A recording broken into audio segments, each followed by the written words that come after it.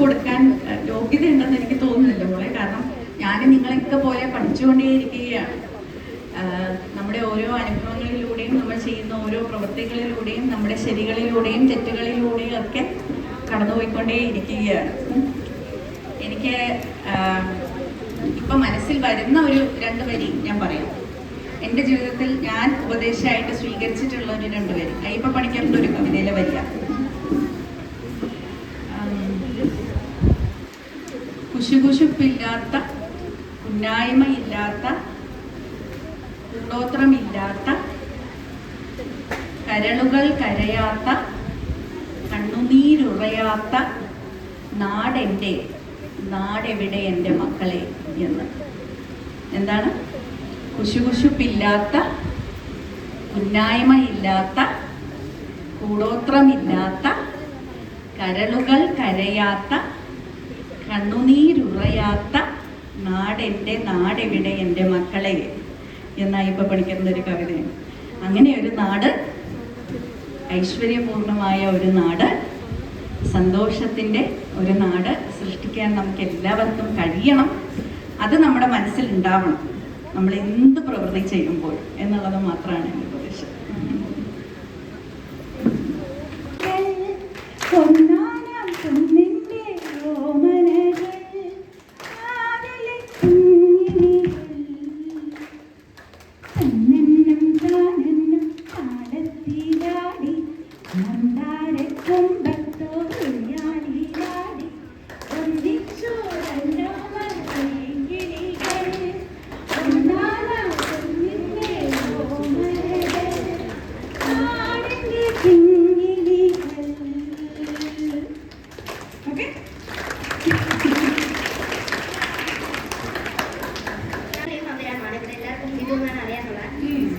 ഞാൻ സെന്റ് മേരീസിൽ 8ാം ക്ലാസ്സിലാണ് പഠിക്കുന്നത്. മാമിന് ഡോക്ടറായിട്ടുള്ള എക്സ്പീരിയൻസ് ആണോ ഇപ്പം കളക്ടറായിട്ടുള്ള എക്സ്പീരിയൻസ് ആണോ കൂടുതൽ ഒരു ഇഷ്ടം? ഇടത് കണ്ണാണോ വലത് കണ്ണാണോ ഇഷ്ടം എന്ന് ചോദിക്കുന്നതല്ലേ ഇത്. രണ്ടും കൂടെ സംയുക്തമായിട്ടുള്ള ഒരു കാഴ്ചയാണ് നമ്മൾ കാണുന്നത്, അല്ലെ? നമ്മുടെ 2 കണ്ണുകൾക്ക് കാഴ്ച ഉണ്ടെന്നുണ്ടെങ്കിൽ അത് രണ്ടിൽ നിന്നുമുള്ള ഇൻപുട്സ് ഉള്ളിലേക്ക് പോയി നമ്മുടെ തലച്ചോറിനുള്ളിൽ ഒരൊറ്റ കാഴ്ചയാണ് നമ്മളെപ്പോഴും കാണുന്നത്. അതുപോലെയാണ് എന്നെ സംബന്ധിച്ച് ഞാൻ എൻ്റെ ജീവിതത്തിൽ നേരിട്ടിട്ടുള്ള ഓരോ അനുഭവങ്ങളും അതുപോലെ തന്നെ ഓരോ കർമ്മമേഖലയും എന്ന് പറയുന്നത്. കാരണം ഞാൻ ഡോക്ടറായി സേവനം അനുഷ്ഠിച്ചിരുന്ന കാലഘട്ടത്തിൽ പഠിച്ച കാര്യങ്ങളൊക്കെയാണ്. ആ സമയത്ത് ഞാൻ ഏറ്റവും അധികം സമ്പാദിച്ചത് മൂല്യങ്ങളായിരുന്നു. മനുഷ്യ ജീവനെക്കുറിച്ചുള്ള, മനുഷ്യ ജീവിതത്തെക്കുറിച്ചുള്ള, മനുഷ്യ കഥകളെക്കുറിച്ചുള്ള, കുടുംബങ്ങളെക്കുറിച്ചുള്ള അനുഭവങ്ങളുടെ മൂല്യങ്ങൾ. നമ്മൾ സാധാരണഗതിയിൽ നമുക്ക് ഒരുപക്ഷെ ഞാൻ എപ്പോഴും കുട്ടികളോട് പറയാറുണ്ട്, ഭാരതത്തിൽ ഇന്ന് നമുക്ക് മറ്റൊരു കോഴ്സുകളിൽ, ഒരു ബിരുദം കോഴ്സ് ചെയ്യുമ്പോൾ മറ്റൊരു കോഴ്സുകളിലും ലഭിക്കാത്ത തരത്തിൽ മനുഷ്യസ്പർശിയായിട്ടുള്ള അനുഭവങ്ങൾ നമുക്ക് MBBS കോഴ്സിലൂടെ അല്ലെങ്കിൽ മെഡിക്കൽ രംഗത്തെ കോഴ്സുകളിലൂടെ നമുക്ക് കിട്ടാറുണ്ട്.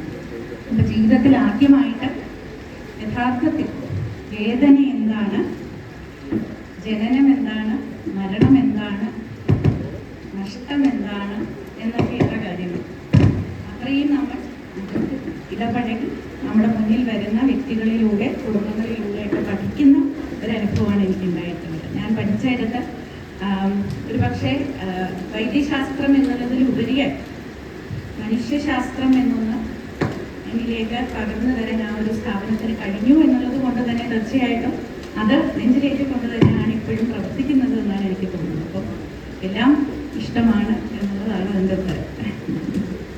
ഏകദേശം നിങ്ങളുടെയൊക്കെ പ്രായം മുതലേയുള്ള 2 വലിയ സ്വപ്നങ്ങളായിരുന്നു. അപ്പോൾ ഒരു ജീവിതമല്ലേ ഉള്ളൂ, 2 അങ്ങ് ചെയ്തേക്കാമെന്ന് വിചാരിച്ചു. അതാണ് അതിൻ്റെ ഉള്ള വളരെ ലളിതമായിട്ടുള്ള ഒരു ഉത്തരം. പക്ഷെ ഞാനിവിടെ മിഥുനോട് പറഞ്ഞതുപോലെ തന്നെ MBBS പഠിച്ചത് CMC വെല്ലൂർ എന്നുള്ള ഒരു സ്ഥാപനത്തിലായിരുന്നു. അപ്പോൾ അവിടെ എത്തിച്ചേർന്ന് കഴിഞ്ഞപ്പോൾ, അവിടെ പഠിച്ചു കഴിഞ്ഞപ്പോൾ തീർച്ചയായിട്ടും നമ്മുടെ സമൂഹത്തിൽ ഇന്ന് ഒരു പക്ഷേ സാങ്കേതിക വിദ്യയുടെയോ അല്ലെങ്കിൽ വൈദ്യശാസ്ത്രപരമായിട്ടുള്ള പുരോഗതിയുടെയോ ഒന്നും ഒരു കുറവില്ല എന്നുള്ളത് എനിക്ക് മനസ്സിലായി.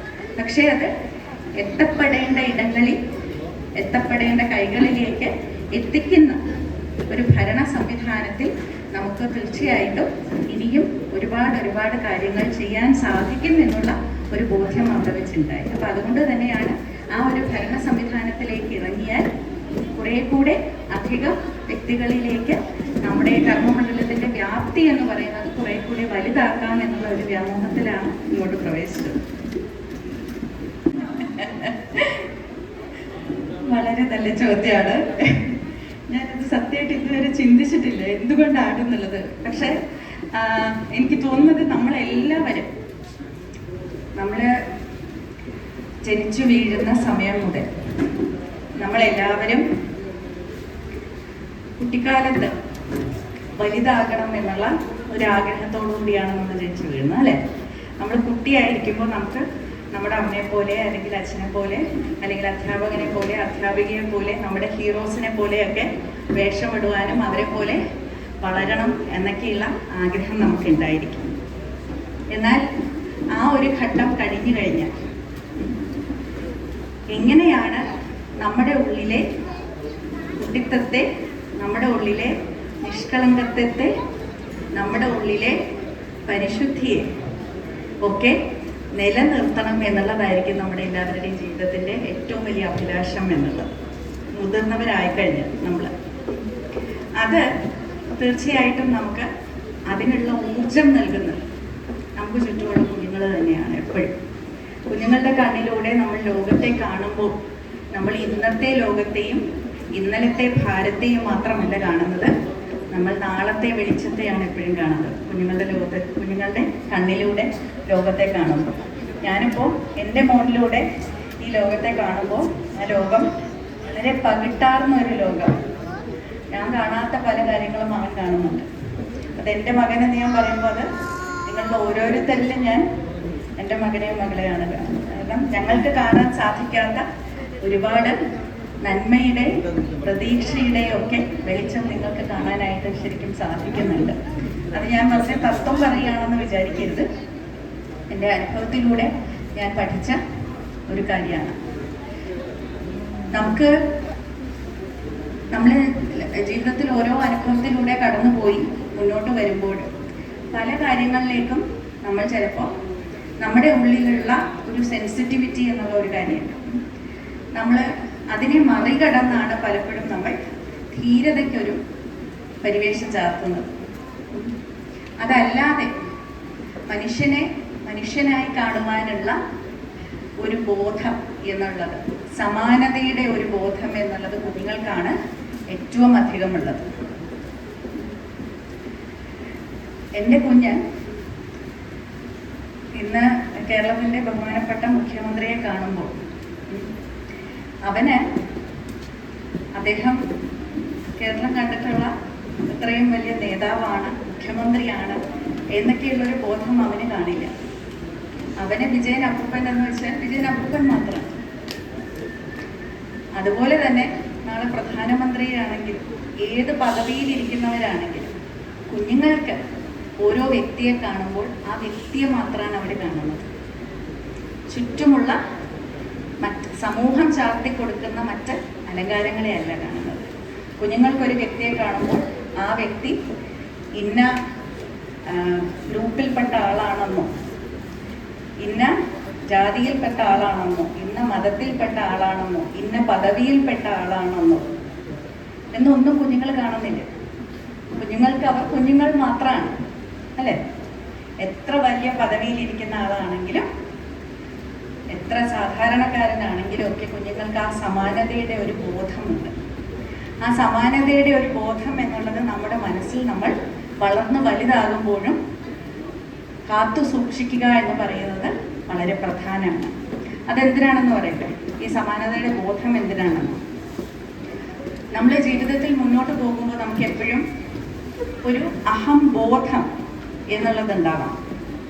എന്താണ് അഹം ബോധം എന്നുള്ളത്? ഞാൻ ആരാണ് എന്നുള്ളതിൻ്റെ ഒരു ബോധം ഉണ്ടാവണം. അതെപ്പോഴും നല്ലതാണ്. നമ്മൾ നമ്മളെ തന്നെ മനസ്സിലാക്കണം എന്നുള്ളത്. രണ്ടാമത്തേത്, അത് തന്നെ കുറച്ചുകൂടെ കഴിയുമ്പോൾ നാലാളുടെ മുന്നിൽ ഞാൻ ആരാണ് എന്ന് എനിക്ക് കാട്ടണം എന്നുള്ള ഒരു ത്വര വരും മനുഷ്യന്.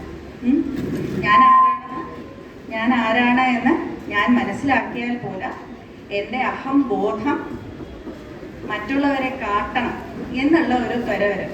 എടാ ഞാൻ കാണിച്ചു തരാടാ ഞാൻ ആരാണെന്ന് എന്നുള്ള ഒരു സംഭവം വരും. അത് വരുമ്പോൾ അത് എന്തായിട്ടാണ് മാറുന്നത്? അഹംഭാവമായിട്ട് മാറും. ആ അഹംബോധത്തെ നമ്മൾ പ്രദർശിപ്പിക്കുമ്പോൾ അത് അഹംഭാവമായിട്ട് മാറും. ആ അഹംഭാവം എന്നുള്ളത് നിനക്ക് കാണിച്ചു തരാമടാ എന്ന് പറയുന്നത് മറ്റുള്ളവനെ നോവിപ്പിക്കുവാനായി നമ്മൾ ആ അഹംഭാവത്തെ ഉപയോഗിക്കുമ്പോൾ സ്വയം മറന്ന് നമ്മുടെ മുന്നിൽ നിൽക്കുന്ന അവരനെ മറന്ന് അഹംഭാവം നമ്മൾ ഉപയോഗിച്ചു തുടങ്ങുമ്പോൾ അതെന്തായിട്ട് മാറും? അഹങ്കാരമായിട്ട് മാറും. അല്ലേ? ഇതിലേതാണ് ഏറ്റവും മോശം? ഏതാണ്? അഹംബോധമാണോ, അഹംഭാവമാണോ, അഹങ്കാരമാണോ? അഹങ്കാരം. അല്ലേ? അപ്പൊ ഈ ഒരു മാറ്റം എന്നുള്ളത് നമുക്ക് എല്ലാവർക്കും നമ്മുടെ ജീവിതത്തിൽ നമ്മൾ എല്ലാവരും കടന്നുപോകും. പക്ഷെ കുഞ്ഞുങ്ങൾക്ക് ഇതിൽ നമ്മൾ ആദ്യം പറഞ്ഞ അഹംബോധം എന്നുള്ളതാണ് ആദ്യം കുഞ്ഞുങ്ങൾക്ക് ഇടപെടുന്നത്. നമ്മൾ മനഃശാസ്ത്രപരമായിട്ട് നോക്കിയാലും പഠിച്ചാലും കുഞ്ഞുങ്ങൾക്ക് അഹംബോധം ഉണ്ടാവും. നമ്മൾ മുതിർന്നു വരുമ്പോഴാണ് അതിങ്ങനെ അഹംഭാവമായിട്ടും പിന്നെ അഹങ്കാരമായിട്ടും ഒക്കെ മാറുന്നത്. ആ മാറ്റത്തിന് ഒന്ന് റിവേഴ്സ് ചെയ്ത് തിരിച്ച് സ്വയം ഒന്ന് നിലനിർത്തി ഈ അഹംബോധത്തിൽ തന്നെ നമ്മൾ എന്നും വിളങ്ങണം എന്നുണ്ടെങ്കിൽ തീർച്ചയായിട്ടും ഒരു കുഞ്ഞിൻ്റെ മനസ്സ്, കുഞ്ഞിൻ്റെ കാഴ്ചപ്പാട് നമുക്ക് ഉണ്ടാവണം എന്നുള്ളത് വളരെ പ്രധാനമാണ്. പുരണ്ടിടാത്ത പുണ്യമൊന്നുതാൻ പരത്തിലും ജഗത്തരം എന്നുള്ള ഒരു കവിതയുടെ വരിയുണ്ട്. മിസ്റ്റർ ബെനീറ്റ എഴുതിയ ഒരു കവിതയാണ്. എന്താണ്? എന്തു പുണ്യമായാലും അഹന്ത കൊണ്ട് അഴുക്കു പുരണ്ടിടാത്ത പുണ്യമൊന്നുതാൻ ജഗത്തിലും മഹത്തരം എന്ന്. പരത്തിലും മഹത്തരം എന്നുള്ളതാണ്. അങ്ങനെ അഹന്ത കൊണ്ട് അഴുക്കു പുരണ്ടിടാതിരിക്കുവാൻ,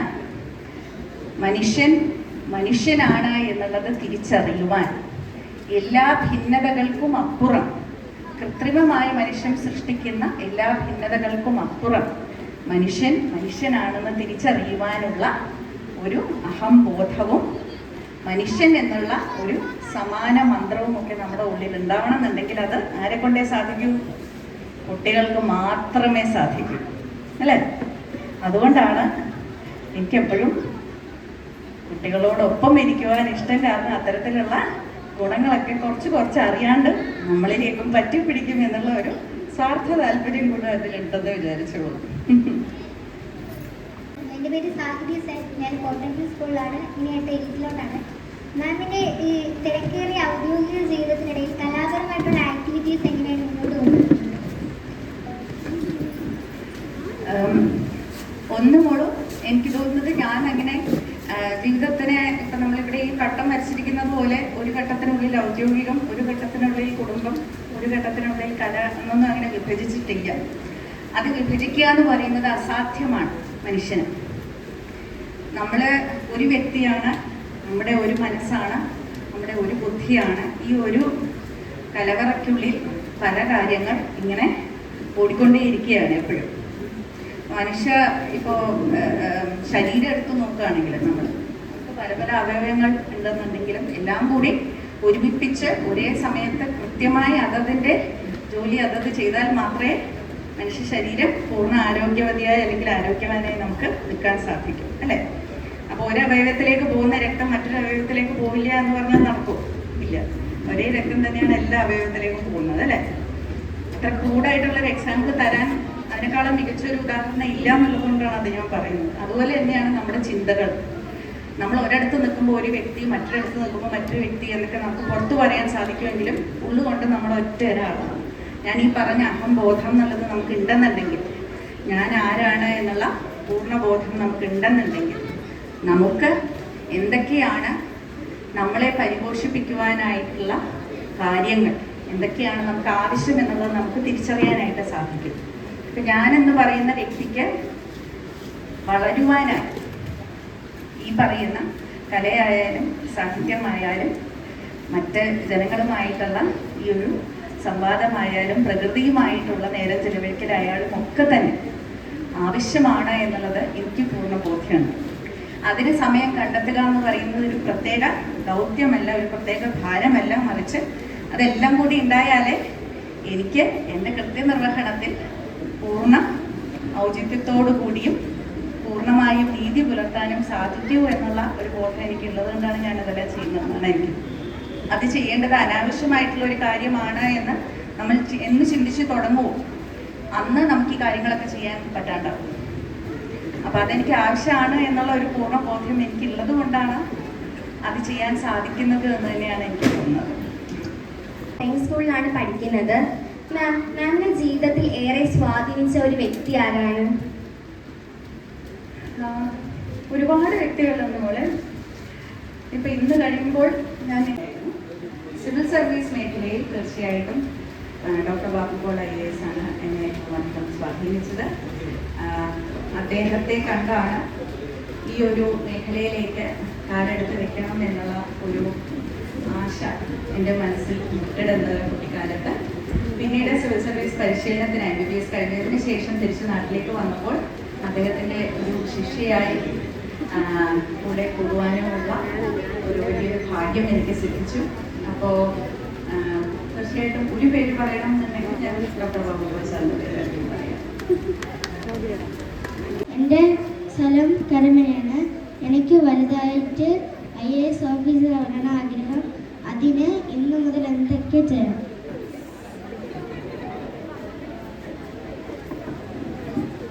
അപ്പോൾ ആദ്യം തന്നെ ആ ആഗ്രഹം സഫലീകരിക്കട്ടെ എന്ന് ആശംസിക്കുകയാണ്, അനുഗ്രഹിക്കുകയാണ്. എനിക്ക് തോന്നുന്നു ഇന്ന് മുതൽ ചെയ്യാൻ പറ്റുന്ന കാര്യം ഈ ആഗ്രഹം മനസ്സിലുണ്ട് എന്നുള്ളത് ഇപ്പോൾ ലോകത്തിലൂടെ തുറന്നു പറഞ്ഞു എന്നുള്ളത് തന്നെയാണ് അതിൻ്റെ ആദ്യത്തെ പടി എന്നുള്ളത്. അപ്പോൾ ഇനിയും വളർന്ന് മുന്നോട്ട് പോകുമ്പോൾ ജീവിതത്തിൽ ഒരുപാട് അവസരങ്ങളും സാധ്യതകളും നമ്മുടെ മുന്നിലേക്ക് വരും. അവയെല്ലാം തന്നെ ഉപയോഗിച്ചുകൊണ്ട് മുന്നോട്ട് പോവുക എന്നുള്ളത് മാത്രമാണ് പറയാനുള്ളത്. കാരണം ഇനിയുള്ള കാലഘട്ടത്തിൽ പ്രത്യേകിച്ച് നമ്മുടെ സോഷ്യൽ മീഡിയ ഉൾപ്പെടെയുള്ള ഒരുപാട് അവസരങ്ങൾ നമുക്കുണ്ട് അല്ലേ. നമുക്ക് ലോകവുമായി സംവദിക്കാനുള്ള ഒരുപാട് അവസരങ്ങൾ നമ്മുടെ മുന്നിലുണ്ട്. മറ്റേതൊരു തലമുറയെക്കാളും കൂടുതൽ അത് ലഭിക്കുന്ന ഒരു തലമുറയാണ് നിങ്ങളുടേത്. എവിടെ നിന്ന് വേണമെങ്കിലും വിവരം ശേഖരിക്കാം, ഇങ്ങോട്ട് വേണമെങ്കിലും വിവരം വിനിമയം ചെയ്യാം എന്നുള്ള ഒരു സമൂഹമാണ്, ഒരു കാലഘട്ടമാണ് ഇപ്പോൾ. അതുകൊണ്ട് തന്നെ ഈ ഒരു കാലഘട്ടത്തിൽ നമുക്ക് ലഭിക്കുന്ന അവസരങ്ങൾ പൂർണ്ണമായി വിനിയോഗിക്കുക എന്നുള്ളതാണ് നമ്മളെക്കൊണ്ട് ചെയ്യാൻ പറ്റുന്ന ഏറ്റവും വലിയ കാര്യം. അത് ഈ പറഞ്ഞ പോലെ താത്വികമായിട്ട് പറഞ്ഞാലും പ്രാവർത്തികമായിട്ട് എന്തൊക്കെ ചെയ്യാൻ പറ്റുമെന്ന് ചോദിച്ചാൽ, ഒന്ന്, കുട്ടികൾക്ക് ഒരുപക്ഷെ സിവിൽ സർവീസസിന് താല്പര്യമുള്ളവർ എന്നുണ്ടെങ്കിൽ ഒരു നൈപുണ്യം നിങ്ങൾ കൈക്കലാക്കണം എന്നുണ്ടെങ്കിൽ അത് എന്തും പഠിക്കാനുള്ള ഒരു ജിജ്ഞാസയാണ്. എല്ലാവരും എന്നോട് ചോദിക്കും സിവിൽ സർവൻസ് ആകാനായിട്ട് നമുക്ക് ആവശ്യമായിട്ടുള്ള സിംഗിൾ മോസ്റ്റ് വാല്യുബിൾ ക്വാളിറ്റി എന്താണ്? നിങ്ങൾക്ക് ഒരു കഴിവുണ്ടായിരിക്കണം എന്നുണ്ടെങ്കിൽ അതെന്താണ് നല്ലൊരു സിവിൽ സർവൻറ്റ് ആകാനെന്ന് ഞാൻ പറയും. കാരണം IAS എന്ന് പറയുന്നത് ഒരു മേഖലയിലും ഒരു സ്പെഷ്യലിസ്റ്റ് അല്ല അല്ലേ. നമ്മൾ ഒരു സയൻറ്റിസ്റ്റ് അല്ല, നമ്മളൊരു പരിസ്ഥിതി വിദൂഷകനല്ല, നമ്മളൊരു ആരോഗ്യ മേഖലയിലെ ഒരു ഡോക്ടറല്ല, അല്ലെങ്കിൽ ഒരു എഞ്ചിനീയർ അല്ല, ഒരു മാരിടൈം എക്സ്പെർട്ട് അല്ല. പക്ഷേ നമ്മൾ പോർട്ടിൻ്റെ MD ആകുന്നു, നമ്മൾ ആരോഗ്യ വകുപ്പിൻ്റെ ഡയറക്ടർ ആകുന്നു, നമ്മൾ എൻവയൺമെൻറ്റ് സെക്രട്ടറി ആകുന്നു. അങ്ങനെ പല പല മേഖലകളിൽ നമ്മൾ താല്പര്യത്തിരിക്കുന്നുണ്ട്. അപ്പോൾ ഇത്രയും കാര്യങ്ങളിൽ സാങ്കേതികമായിട്ടുള്ള വൈദഗ്ധ്യം ഇല്ലാതെ എങ്ങനെയാണ് ഇവർ തലപ്പത്ത് കയറുന്നത് എന്നുള്ള ഒരു ചോദ്യമാണ്. അതിനുള്ള ഉത്തരം കൂടിയാണ് ഞാൻ ഈ പറയുന്നത്. നല്ലൊരു സിവിൽ സർവീസ് ഉദ്യോഗസ്ഥൻ അല്ലെങ്കിൽ ഉദ്യോഗസ്ഥയാകണമെന്നുണ്ടെങ്കിൽ നിങ്ങൾ സ്വായത്തമാക്കേണ്ടുന്ന ഒരു കഴിവ് എന്നുള്ളത് നല്ല ഒരു പഠേതാവാകുക എന്നുള്ളതാണ്. ബി എ ഗ്രേറ്റ് ലേണർ എന്നുള്ളത്. ഗുഡ് ലേണർ മാത്രം പോരാ, ബി എ ഗ്രേറ്റ് ലേണർ. എപ്പോഴും പഠിക്കുവാനുള്ള ജിജ്ഞാസ മനസ്സിൽ എന്നും കൊണ്ട് നടക്കുക എന്നുള്ളത്. അതും കൂടി വേണ്ടിയിട്ടാണ് ഞാൻ കുഞ്ഞുങ്ങളുടെ കൂടെ നിൽക്കണം എന്ന് പറയുന്നത്. കാരണം ഏറ്റവും കൂടുതൽ പഠിക്കാൻ ആഗ്രഹമുള്ള കാലഘട്ടം എന്ന് പറയുന്നത് നമ്മുടെ ബാല്യകാലമാണ്. ബാല്യകാലം കഴിഞ്ഞാൽ നമ്മുടെ സ്കൂൾ ജീവിതവും കലാലയവും ഒക്കെ കഴിഞ്ഞാൽ പിന്നെ നമ്മൾ ജീവിതത്തിൽ സെറ്റിലായി എന്നായി കഴിഞ്ഞാൽ പിന്നെ ഇനി ഒന്നും പഠിക്കേണ്ട എന്നുള്ള ഒരു മനോഭാവമാണ് നമുക്ക് പലർക്കും ഉള്ളത് നമ്മുടെ സമൂഹത്തിൽ. പക്ഷെ അങ്ങനെയല്ല. ജീവിതത്തിൽ മുന്നോട്ട് പോകുമ്പോൾ ഓരോ ദിനവും ഓരോ തരുണവും നമ്മളെ ഒരുപാട് കാര്യങ്ങൾ പഠിപ്പിച്ചുകൊണ്ടേയിരിക്കുകയാണ്. ഇപ്പോൾ പഠിപ്പിക്കാൻ വെമ്പൽ കൊള്ളുന്ന ഒരുപാട് വ്യക്തികളെയും സാഹചര്യങ്ങളെയും അവസരങ്ങളെയും ഒക്കെ നമ്മൾ നേരിട്ടുകൊണ്ടേയിരിക്കുകയാണ്. അതിൽ നിന്നും അവയെല്ലാം പഠിച്ചെടുക്കുക എന്ന് പറയുന്നതാണ് നമ്മുടെ കഴിവ്.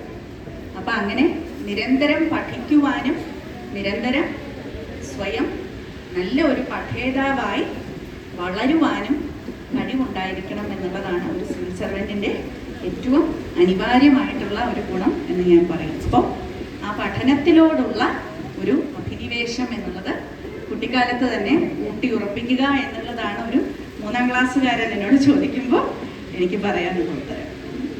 3ാം ക്ലാസ്സിലോട്ടാണ് പോകുന്നത്. മാം ഡോക്ടർ അല്ലെങ്കിൽ കളക്ടർ ആയിരുന്നപ്പോൾ ചെയ്തിട്ടുള്ള കാര്യങ്ങളിൽ ഏറ്റവും നന്നായി തോന്നിയൊരു സംഭവം? പാട്ട് അങ്ങനെ ഒരെണ്ണമായിട്ട് ചൂണ്ടിക്കാണിക്കാൻ പറഞ്ഞാൽ കുറച്ച് പ്രയാസമാണ്. എന്നാൽ പെട്ടെന്ന് എൻ്റെ ഓർമ്മയിൽ വരുന്ന കാര്യം പറയാം. ഞാൻ ഇതുപോലൊരു കിളിക്കൂട്ടത്തിൻ്റെ കൂടെ പത്തനംതിട്ടയിൽ ജില്ലാ കളക്ടറായിരുന്നപ്പോൾ ഒരു ക്രിസ്മസ് ആഘോഷിക്കാനായിട്ട് പോയിട്ടുണ്ടായിരുന്നു.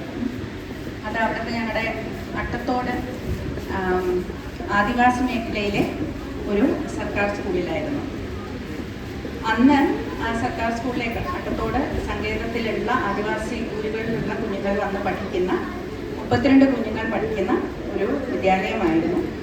അന്ന് ആ വിദ്യാലയം ഒരു വളരെ ദുർഘടം പിടിച്ച ഒരു വഴിയിലൂടെ ഒരു കുന്നിൻ്റെ മുകളിലേക്ക് കയറിപ്പോയി. അവിടുത്തെ പഞ്ചായത്ത് ഓഫീസിൻ്റെ കെട്ടിടത്തിൻ്റെ മുകളിൽ ടെറസിൻ്റെ മുകളിൽ ഒരു ഷെഡിട്ട് അവിടെയായിരുന്നു ഇവർ എല്ലാ വിദ്യാർത്ഥികളും, ഇന്ന ക്ലാസ് എന്നൊന്നുമില്ല, എല്ലാ വിദ്യാർത്ഥികളും 1ഉം 2ഉം ചെറിയ ഇങ്ങനെ ബോർഡുകൾ വെച്ച് മറച്ചു കൊണ്ട് 2-3 ക്ലാസ്സായും അവർക്കുള്ള ഒരു മുട്ടുപുരയും കളിപ്പുരയും എല്ലാം ആ ടെറസിൽ തന്നെയായിരുന്നു അന്ന് ഞങ്ങൾ പോയപ്പോൾ. അപ്പം അത്രയ്ക്ക് പരിമിതമായിട്ടുള്ള ഇടത്തിൽ പോലും ഒരുപാട് സന്തോഷവും ഒരുപാട് ഊർജവും ഒരുപാട് പ്രതീക്ഷയും നന്മയും ഒക്കെ അനുഭവിക്കാൻ സാധിച്ച ഒരു ദിവസമായിരുന്നു അന്ന് അവരുടെ കൂടെ ക്രിസ്മസ് ആഘോഷിക്കുക എന്ന് പറയുന്നത്. അപ്പോൾ അതിനുശേഷം അവിടെ നിലയ്ക്കൽ, നമ്മൾ ശബരിമലയിലേക്ക് പോകുന്ന വഴി നിലയ്ക്കൽ മെയിൻ റോഡിൻ്റെ അടുത്ത് തന്നെ ഒരു സ്ഥലം ഏറ്റെടുത്ത അവിടെ എല്ലാ വകുപ്പുകളുടെയും എല്ലാ മന്ത്രിമാരുടെയും ഒക്കെ വലിയൊരു പിന്തുണ ഉണ്ടായിരുന്നു. നമ്മുടെ SC/ST വകുപ്പിൻ്റെയും വിദ്യാഭ്യാസ വകുപ്പിൻ്റെയും PWDയുടെയും പഞ്ചായത്തിൻ്റെയും ഒക്കെ ഒരു വലിയൊരു സഹകരണം ഉണ്ടായിരുന്നു. എല്ലാവരുടെയും സഹകരണത്തോടു കൂടി നമുക്ക് ഇന്ന് ഇപ്പോൾ കേരളത്തിൽ തന്നെ ഒരു പക്ഷേ നമ്പർ 1 എന്ന് പറയാവുന്ന തരത്തിലുള്ള ഒരു മോഡൽ ട്രൈബൽ സ്കൂൾ സ്വന്തമായി അവർക്കൊരു കെട്ടിടം ഉണ്ടാക്കി വളരെ മനോഹരമായിട്ടുള്ള, അതായത് അവർക്ക് താമസിക്കാനുള്ള സ്ഥലം ഉൾപ്പെടെയുള്ള വളരെ മനോഹരമായിട്ടുള്ള ഒരു വിദ്യാലയം കുഞ്ഞുങ്ങൾക്കായിട്ട് നിർമ്മിച്ച് നൽകുവാൻ സാധിച്ചു. അത് ഞാൻ അവിടെ നിന്ന് ട്രാൻസ്ഫറായി വന്നതിന് ശേഷമായിരുന്നു അതിൻ്റെ ഉദ്ഘാടനം. അപ്പോൾ ഉദ്ഘാടനത്തിന് ഞാൻ പോയില്ല. എന്നിട്ട് അതിന് ശേഷം ഒരു ദിവസം കുഞ്ഞുങ്ങളെ കാണാനായിട്ട് ഞാൻ വീണ്ടും പോയിട്ടുണ്ടായിരുന്നു. അപ്പോൾ ആ ഒരു ദിവസം എന്ന് പറയുന്നത് ഒരു പക്ഷേ എൻ്റെ ജീവിതത്തിൽ ഈ ഒരു 10 വർഷ കാലയളവിൽ ഏറ്റവും അധികം പറഞ്ഞതുപോലെ ഏറ്റവും ഓർമ്മയിൽ സൂക്ഷിക്കാവുന്ന ഒരു ചെപ്പിൽ സൂക്ഷിക്കാവുന്ന ഒരു ദിവസം പോലെയായിരുന്നു. കാരണം അനവധി തവണ കുഞ്ഞുങ്ങളെ നമ്മൾ കണ്ടിട്ടുണ്ട്. അപ്പോൾ അവിടെയുള്ള ആദിവാസി കുടുംബങ്ങളുടെ പ്രത്യേകത എന്ന് പറഞ്ഞാൽ അവർക്ക് സ്വന്തമായിട്ട് വീടോ ഒരു ഇടമോ ഒന്നും ഇല്ലാത്ത തരത്തിലുള്ള, അതായത് അവരുടെ ജീവിത ശൈലി അങ്ങനെയാണ്. സെമി നൊമാഡിക് ട്രൈബ്സ് എന്ന് പറയും. അപ്പോൾ അവരെപ്പോഴും വനത്തിനുള്ളിലൂടെ ഇങ്ങനെ അലഞ്ഞു നടന്ന് ജീവിക്കുന്നവരായിരുന്നവരുടെ. അപ്പോൾ അവിടെ യഥാർത്ഥത്തിൽ ഒരു തലമുറയിലെ എല്ലാ കുഞ്ഞുങ്ങളും സ്കൂളിൽ പോകുന്നു, പഠിക്കുന്നു എന്നുണ്ടെങ്കിൽ അത് ഈ തലമുറയാണ്. ഈ കുഞ്ഞുങ്ങളുടെയൊക്കെ അച്ഛനും അമ്മയും ഒന്നും തന്നെ നമ്മുടെ തലത്തിലുള്ള വിദ്യാഭ്യാസ രീതികളിലൂടെ വളർന്നു വന്നവരല്ല. അപ്പം അതുകൊണ്ട് തന്നെ ആ കുഞ്ഞുങ്ങൾക്ക് അവരുടെ മുഖത്ത് അന്നുണ്ടായ ഒരു സന്തോഷം എന്നുള്ളതും വളരെ സ്വകാര്യമായിട്ട് ഇതുപോലെ ഒരു കൂട്ടമായിരുന്നു അന്ന് ഞാൻ പിന്നീട് പോയതുകൊണ്ട് തന്നെ ഒരു പരിപാടിക്കായിട്ടല്ലായിരുന്നു. അപ്പോൾ ആ ഒരു ദിവസം അവരോടൊപ്പം ഇരുന്ന് ഭക്ഷണം കഴിച്ചതും സ്കൂളിൽ തന്നെ ഞങ്ങളെല്ലാവരും ചിലവഴിച്ച ആ ഒരു ദിവസം എന്ന് പറയുന്നത് എനിക്ക് തോന്നുന്നു എന്നെ സംബന്ധിച്ചിടത്തോളം ഏറ്റവും അധികം വിലപ്പെട്ട ഒരു ദിവസമായിരിക്കും അട്ടത്തോട്ട്. പറ്റിയൊരു നിമിഷം, ഒരിക്കലും മറക്കാൻ പറ്റാത്ത നിമിഷം. പറഞ്ഞ ഒരുപാട് നിമിഷങ്ങൾ ഉണ്ടായിട്ടുണ്ട്. എല്ലാ നിമിഷങ്ങൾക്കും വളരെയധികം കൃതജ്ഞത മനസ്സിൽ കൊണ്ടു നടക്കുന്ന ഒരാളാണ് ഞാൻ. നല്ല നിമിഷം എന്ന് പറയുമ്പോൾ എപ്പോഴും അത് സന്തോഷത്തിൻ്റെ മാത്രം നിമിഷമായിരിക്കണം നല്ല നിമിഷം എന്നില്ല. പലപ്പോഴും കൈപ്പേറിയ അനുഭവങ്ങളും നമുക്ക് പിൽക്കാലത്ത് അതൊരു നല്ല നിമിഷമായിരുന്നു എന്നൊരു തിരിച്ചറിവ് വരാറുണ്ട്. പക്ഷേ എന്തൊക്കെ ചോദിച്ചാലും ഉത്തരം വളരെ നിങ്ങളെല്ലാവരും പ്രതീക്ഷിക്കുന്ന ഒരു ഉത്തരം തന്നെയായിരിക്കും. എൻ്റെ കുഞ്ഞിനെ ഞാൻ കയ്യിലെടുത്തതാണ്.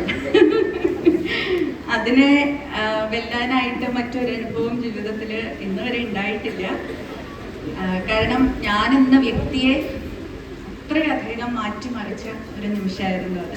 എനിക്ക് ശരിക്കും സത്യം പറഞ്ഞാൽ അതിന് മുൻപ് ഞാൻ ഗർഭിണിയായിരുന്ന സമയത്ത് പോലും നമ്മൾ പൊതുവെ ഇങ്ങനെ പറയാറുണ്ടല്ലോ, ഒരു മെറ്റേണൽ ഇൻസ്റ്റിങ്ക്റ്റ് ഉള്ള ആളുകളായിട്ട്, അതായത് ചിലർക്ക് ഇങ്ങനെ ഭയങ്കരമായിട്ടൊരു അമ്മയാവണം എന്നിങ്ങനെ കൊതിച്ചൊക്കെ ഇരിക്കുന്ന ആളുകളുണ്ട്. കുഞ്ഞുങ്ങളെ കാണുമ്പോൾ എപ്പോഴും ഇങ്ങനെ മാതൃത്വം തുളുമ്പുന്ന ഒരു സ്വഭാവം ഭാവമൊക്കെ പലരിലും നമ്മൾ കാണാറുണ്ട്.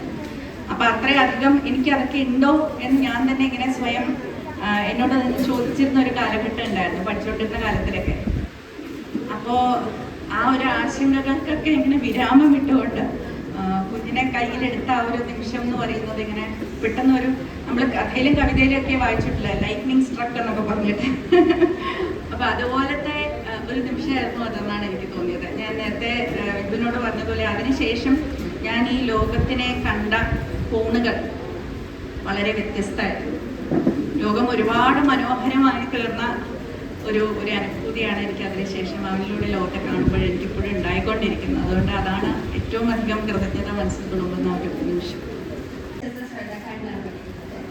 എനിക്ക് ഇങ്ങനെ പബ്ലിക്കിൽ സംസാരിക്കാൻ ഭയങ്കര ആഗ്രഹമുള്ളതാണ്. പക്ഷേ സംസാരിക്കുമ്പോൾ ടെൻഷൻ അടിക്കുന്നത് വാക്കുകൾക്കാത്തതിൻ്റെ തോന്നും. അപ്പോൾ മാം ഇങ്ങനെ ഇപ്പോൾ നന്നായിട്ട് സംസാരിക്കുന്നത് ഞാൻ കുറേ കൊണ്ടുവരുന്നു ഇങ്ങനെ ആലോചിക്കുന്നത്. ജ്യോതിക ഇപ്പൊ നല്ല ഗംഭീരായിട്ടല്ലേ ചോദ്യം ചോദിക്കുന്നേ അല്ലേ? യെസ്, ഒരു കൈയ്യടി കൊണ്ടേ അല്ലേ? ഒരു വാക്കെങ്കിലും തിരിച്ചു പറയേണ്ടി വന്നു ഇല്ലല്ലോ. പറഞ്ഞ വാക്കുകളെല്ലാം വളരെ കൃത്യമായിട്ട് അങ്ങോട്ടും ഇങ്ങോട്ടും മുന തെറ്റാതെ ഇങ്ങനെ ചോദിച്ചു. അതും വളരെ ഹ്രസ്വമായിട്ട് 2 വാചകങ്ങളിലുള്ളിൽ അത് ചോദിക്കുകയും ചെയ്തു. ഞാൻ ഈ ചോദ്യം അങ്ങോട്ട് ചോദിക്കണം എന്നുണ്ടായിരുന്നു, ഞാനതിനെ 4 വാചകമായിട്ട് നീട്ടി പറഞ്ഞേനെ. ശബരി എപ്പോഴും എന്നോട് പറയുന്ന കാര്യമാണ്, പാട്ട് പാടുമ്പോഴായാലും സംസാരിക്കുമ്പോഴായാലും ഇങ്ങനെ പരത്തി സംസാരിക്കുക അല്ലെങ്കിൽ പരത്തി പാടുക എന്നുള്ളതാണ് എൻ്റെ ശൈലി എന്നുള്ളത്. അങ്ങനെ അല്ലാതെ വളരെ കണിശമായിട്ട് സംസാരിച്ചു. ജോലിയൊപ്പം നന്നായിട്ട് സംസാരിക്കുന്നുണ്ട്. സംസാരിക്കാനുള്ള അവസരങ്ങളും കേൾക്കുവാനുള്ള ശ്രോതാക്കളും ഉണ്ടാവട്ടെ എന്ന് ആശംസിക്കുകയാണ്. കാരണം നമ്മൾ സംസാരിക്കുക എന്നുള്ളതിന് നമ്മൾ സംസാരിച്ചാൽ മാത്രം പോരാ അല്ലേ? എന്തൊക്കെയാണ് വേണ്ടത്? നമുക്ക് സംസാരിക്കാൻ ആദ്യം ഒരു ചിന്ത ഉണ്ടാകണം, അത് പ്രതിഫലിപ്പിക്കുവാനൊരു വാക്കുണ്ടാകണം, ആ വാക്ക് എതിരേൽക്കുവാൻ ഒരു വ്യക്തി ഉണ്ടാകണം, ആ വ്യക്തിക്ക് ആ വാക്കിനെ മനസ്സിലാക്കുവാൻ ഒരു മനം ഉണ്ടാകണം. ഇത്രയുണ്ടായാൽ മാത്രമേ നമ്മുടെ സംഭാഷണം എന്നുള്ളത് പൂർത്തിയാവുന്നു.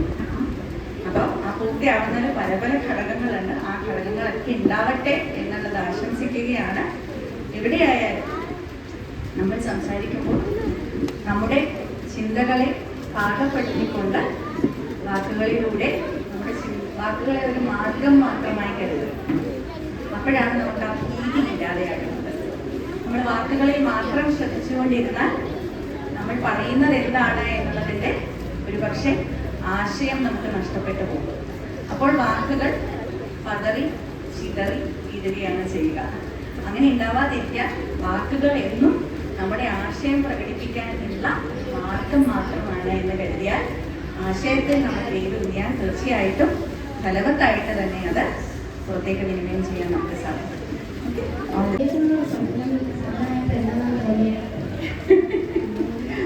IAS എന്ന സ്വപ്നം സഫലമായപ്പോൾ ആദ്യം തോന്നിയത് വലിയ ആശ്വാസമായിരുന്നു മോനെ. കാരണം ഒന്നാമത്തെ തവണ IAS എഴുതിയപ്പോൾ IASലേക്ക് പ്രവേശിച്ചിട്ടില്ലായിരുന്നു.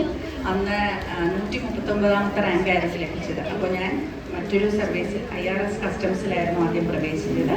അപ്പോൾ അതിൻ്റെ പരിശീലനവും അതിനുശേഷം പിന്നെ 1 വർഷം ലീവ് എടുത്ത് വീണ്ടും IAS പരീക്ഷയ്ക്ക് വേണ്ടി തയ്യാറെടുത്ത് എന്നിട്ടാണ് IAS എഴുതി 49ാമത്തെ റാങ്കോട് കൂടി IAS നേടിയത്. അപ്പോൾ ആ ഒരു കാലഘട്ടം എന്ന് പറയുന്നത് ഇവിടെ നേരത്തെയും സൂചിപ്പിച്ചതുപോലെ ഒരുപാട് ഉയർച്ച താഴ്ചകളുടെയും പതർച്ചകളുടെയും ഒക്കെ ഒരു കാലഘട്ടമായിരുന്നു. അപ്പോൾ അതെല്ലാം കഴിഞ്ഞതിന് ശേഷം ആ ഒരു ലക്ഷ്യത്തിലേക്ക് എത്തിച്ചേർന്നു. പുതിയൊരു യാത്രയുടെ ആരംഭമാണ് എന്നുള്ള ഒരു തിരിച്ചറിവായിരുന്നു. ഒപ്പം എത്തിച്ചേർന്നതിൻ്റെ ഒരു ആശ്വാസമായിരുന്നു എനിക്ക് സത്യം പറഞ്ഞത്.